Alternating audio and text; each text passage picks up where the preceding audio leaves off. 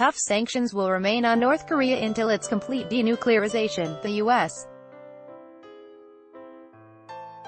Secretary of State said on Thursday, apparently contradicting the North's view that the process agreed at this week's summit would be phased in reciprocal. U.S. President Donald Trump and North Korean leader Kim Jong-un issued a joint statement after their Singapore meeting that reaffirmed the North's commitment to work toward complete denuclearization of the Korean peninsula, while Trump committed to provide security guarantees. Trump later told a news conference he would end joint U.S.-South Korean military exercises. President Trump has been incredibly clear about the sequencing of denuclearization and relief from the sanctions. Secretary of State Mike Pompeo told reporters after meeting South Korea's president and Japan's foreign minister in Seoul. "We are going to get complete denuclearization, only then will there be relief from the sanctions," he said. North Korean state media reported on Wednesday Kim and Trump had recognized the principle of step-by-step and simultaneous action to achieve peace and denuclearization on the Korean peninsula. The summit statement provided no details on when North Korea would give up its nuclear weapons program or how the dismantling might be verified. Skeptics of how much the meeting achieved pointed to the North Korean leadership's long-held view that nuclear weapons are a bulwark against what it fears are U.S. plans to overthrow it and unite the Korean peninsula. However, South Korean President Moon Jae-in said the world, through the summit, had escaped the threat of war, echoing Trump's upbeat assessment of his meeting with Kim. "What's most important was that the people of the world, including those in the United States, Japan and Koreans, have all been able to escape the threat of war, nuclear weapons and missiles," Moon told Pompeo.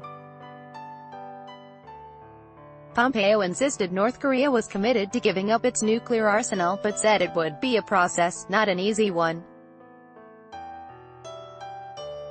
Kim understood getting rid of his nuclear arsenal needed to be done quickly and there would only be relief from stringent UN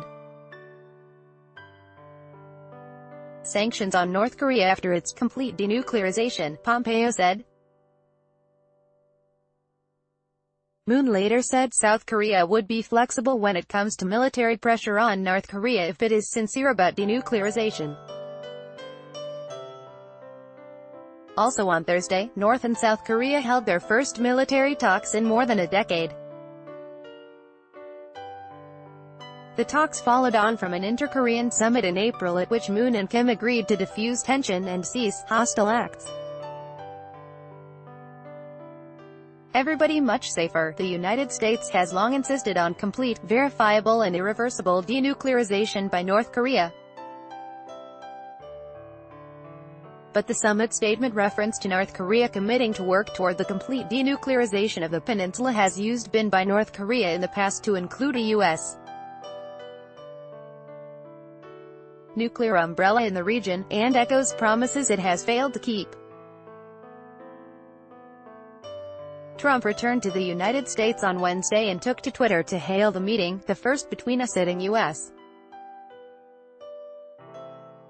president and a North Korean leader, as a major win for American security. "Everybody can now feel much safer than the day I took office," Trump tweeted. "There is no longer a nuclear threat from North Korea." Democratic critics in the United States said the agreement was short on detail and the Republican president had made too many concessions to Kim, whose country is under UN sanctions for its nuclear and weapons programs and is widely condemned for human rights abuses. Pompeo said Trump's comments about the reduced threat from North Korea were made with eyes wide open. "It could be the case that our effort won't work, but we are determined to set the conditions so that we can right this failure of decades and reset the conditions for North Korea's participation in the community of nations," Pompeo said after trilateral meeting with South Korean Foreign Minister Kang Kyung-hwa and Japanese Foreign Minister Taro Kono. Maintain readiness. Japan has reacted to Trump's plan to cancel military exercises with South Korea with concern, saying the drills are vital for East Asian security. 2 North Korean missiles flew over Japan last year as North Korea made rapid advances in developing a missile capable of striking the U.S. mainland with a nuclear warhead. Tokyo is working on arranging a meeting between Prime Minister Shinzo Abe and Kim, with one possibility being an Abe visit to Pyongyang around August, the Yomiuri newspaper reported. A Japanese government source familiar with the matter told Reuters officials aim to discuss a summit with North Korean officials at a regional security conference in Mongolia on Thursday and Friday. Kang said South Korea and the United States shared the same goals and approach to achieving denuclearization. The issue of South Korea-US joint exercises is one that should be discussed, Kang said. But the issues of the alliance should be dealt with under the premise we maintain joint ironclad defense posture. The U.S. intelligence assessment of the nuclear and other military threat posed by North Korea to U.S.